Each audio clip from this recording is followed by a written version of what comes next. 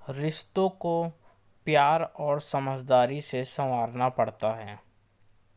अरे सुनते हो, मनीष के बाबूजी, अपनी कुमुद आ रही है इस शुक्रवार को।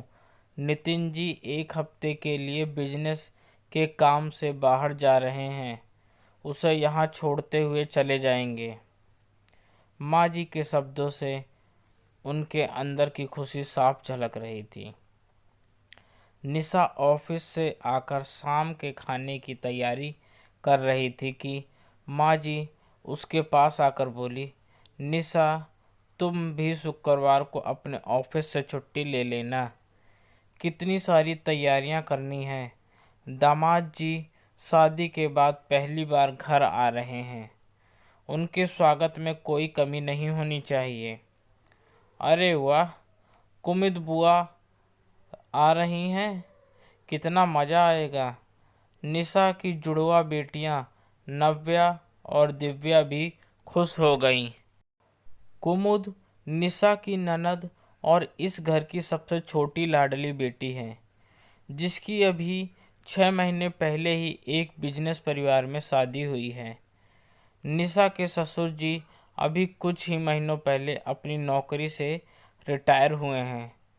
उसके पति मनीष एक मल्टीनेशनल कंपनी में जॉब करते हैं। सबसे बड़ी ननद कुसुम अपने परिवार के साथ बेंगलोर में रहती है। माँ जी अपने दामाद की खातिरदारी में कोई कमी नहीं रखना चाहती थी। सुबह से ही निशा किचन में खाना बनाने में लगी हुई थी। माँ जी के कान तो दरवाजे पर ही लगे थे। जब भी किसी गाड़ी की आवाज़ आती, पापा जी से कहती, लगता है कुमुद आ गई। नव्या और दिव्या भी सुबह से तैयार होकर अपनी बुआ का इंतज़ार कर रही थीं। कुमुद को देखते ही माँ जी ने उसे ऐसे गला लगा लिया जैसे बरसों बाद देख रही हों। दोनों को मिलते देख निशा को अपनी माँ की याद आ गई। माँ की ममता ऐसी ही होती है।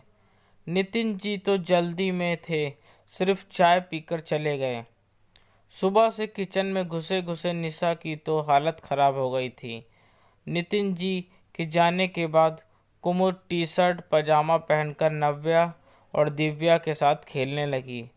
उसे ऐसे देखकर माँ जी बोली, इस लड़की का बचपन अभी तक गया नहीं है और तुम दोनों बाहर जाकर खेलो। क्यों अपनी बुआ को परेशान कर रही हो? बेचारी थक गई होगी, थोड़ा आराम करने दो उसे। दोनों अपना सा मुँह लेकर बाहर आ गई।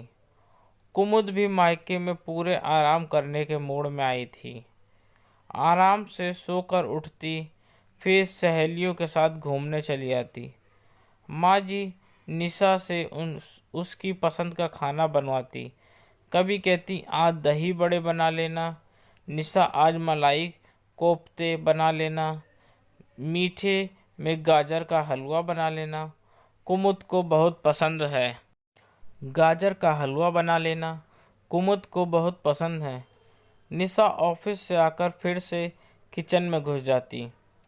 माँ जी कुमुद से बातें करते करते उसके बालों में तेल लगा देती, गोद में लिटाकर दुलारती रहती, फिर अपने पास ही सुला लेती। नव्या और दिव्या की बातें सुनने का आजकल उनके पास वक्त नहीं था। देखते ही देखते कुमुद के जाने का समय नज़दीक आ गया। निशा और मनीष ने कुमुद के साथ ले जाकर उसकी पसंद से उसके नितिन जी के और ससुराल वालों के लिए कपड़े और उपहार वगैरह खरीदे। मौजी को फिर भी कमी नज़र आ रही थी। वह बोली, निशा, मनीष तुम्हारे लिए पिछले महीने हैदराबाद से जो साड़ी और उजाड़ू टॉप्स लाया था वो कुमुद को दे दो। इतने बड़े घर में ब्याही है, कोई सोने का गहना तो होना ही चाहिए। मनीष ने निशा का मुंह देखकर कहा, माँ, वह तो मैं निशा के जन्मदिन पर लाया था। माँ गुस्से से बोली, तुम तो हैदराबाद जाते ही रहते हो, अगले जन्मदिन पर फिर ला देना। बहन क्या रोज रोज आती है? निशा ने साड़ी और टॉप्स का डब्बा लाकर माँ को पकड़ा दिया। कुमुद ने एक बार भी नहीं कहा कि ये तो भाभी के हैं। निशा सोचने लगी, हर साल जब गर्मियों की छुट्टी में कुमुद दीदी अपने बच्चों के साथ आती हैं, तब भी माँ जी का ऐसा ही रवैया रहता है। निशा गर्मी में सारा दिन किचन में घुसी रहती है। उसकी दोनों बेटियां उपेक्षित से घूमती रहती हैं। उसकी मदद करना तो दूर, उनके दोनों बच्चों मेघा और मैंग को नहलाने लाने धुलाने की जिम्मेदारियां भी निशा के ऊपर आ जाती हैं। जब तक वह जाती है बच्चों की छुट्टियां भी खत्म हो जाती हैं। ना वह कहीं घूमने जा पाती है, ना ही अपने मायके जाने का मौका मिलता। मेघा और मैं चाहे जितनी शैतानियां करें, माँ जी की डांट नव्या और दिव्या को ही पड़ती है। नव्या और दिव्या का कोई भी खिलौना या सामान उन्हें पसंद आ जाता है, माँ जी बिना पूछे उठाकर दे देती हैं। घर में खाना भी मेघा और मैंक की पसंद पूछ कर बनवाती। बच्चों की सर्दी की छुट्टियां शुरू होने वाली थीं। दोनों कहीं घूमने जाने के लिए शोर मचा रही थी। निशा की भी कुछ छुट्टियां बची हुई थीं। उसने मनीष से कहा, अगर माँ जी परमिशन दे दें तो क्या ना वह अपने मायके हो आए। 2 साल हो गए अपने छोटे भाई रोहित की शादी में गई थी। अब तो भतीजा भी 6 महीने का हो गया है, उसको भी देख लेंगे। मनीष के पूछने पर माँ जी ने बेमन से हाँ कर दी। निशा खुशी खुशी अपने जाने की तैयारियां करने लगी। उसने भतीजे ऋषि के लिए खिलौने, कपड़े, एक सोने की चैन, मम्मी पापा भाई भाभी के लिए छोटे छोटे उपहार ले लिए। माँ जी उसे ताना देने से नहीं चूकी। हमारे यहाँ तो उल्टी गंगा बह रही है। लड़कियां मायके से लेकर आती हैं, ये मायके लेकर जा रही है। उसने उनकी बातों पर ध्यान नहीं दिया और बच्चों के साथ अपनी माँ के घर आ गई।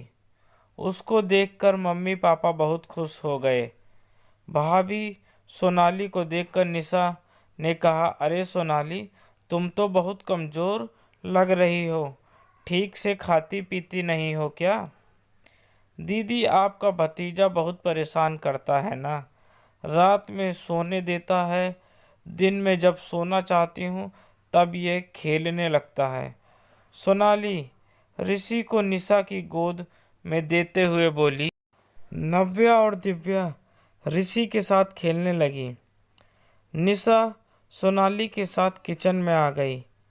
मम्मी पीछे से आवाज़ लगाने लगी, अरे तू थकी हुई आई है, किचन में क्या कर रही है। सोनाली सब कर लेगी, तू मेरे पास आकर बैठ। पर निशा सोनाली के साथ चाय नाश्ता लेकर ही बाहर आई। सोनाली के मना करने के बावजूद उसने रात का खाना बनाने में भी सोनाली की पूरी मदद की। बातों ही बातों में उसने सोनाली की पसंद और नापसंद भी पता कर ली।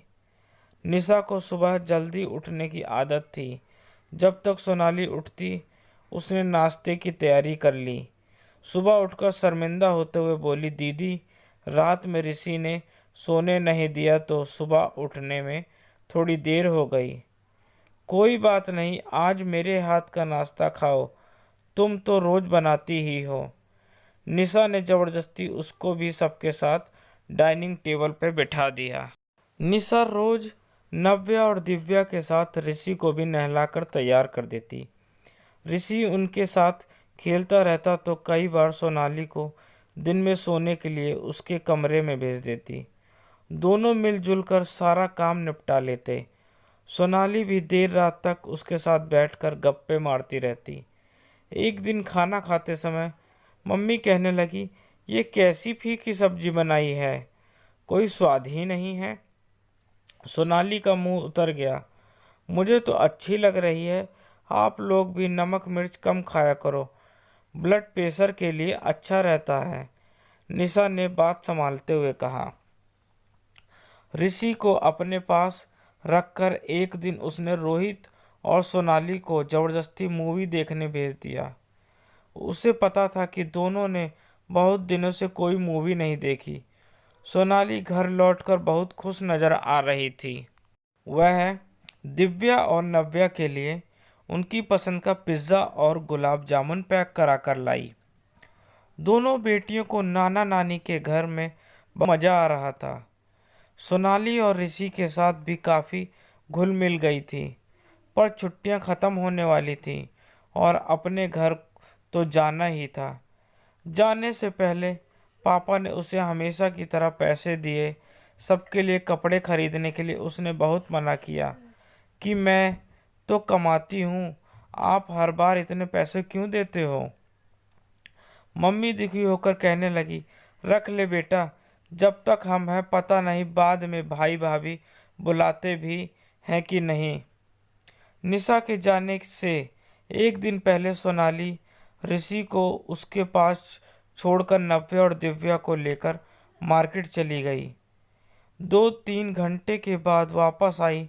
निशा के लिए सिल्क की सुंदर सी साड़ी, दिव्या नव्या के लिए सोने की बालियां, मनीष के लिए कपड़े। इतना सब देख निशा नाराजगी से बोली, इसकी क्या जरूरत थी। सोनाली निशा के करीब आकर बोली, दीदी अगर बता कर जाती तो आप कभी नहीं जाने देती। इन कुछ दिनों में आपने मुझे जितना प्यार और अपनापन दिया है उसके आगे तो यह कुछ भी नहीं है। मैं हमेशा हॉस्टल में रही हूँ, मुझे आपकी तरह अच्छा खाना बनाना और घर के काम करना नहीं आता है, फिर भी आप मुझे मेरी कमियां ना बताकर मेरी तारीफ ही करते रहे। मुझे लगा ही नहीं कि आप मेरी नहीं रोहित की बहन हो। पापा ने उसके पास आकर कहा, मुझे यह तो पता था कि मेरी बेटी सयानी है, पर इतनी समझदार भी है ये आज ही पता चला।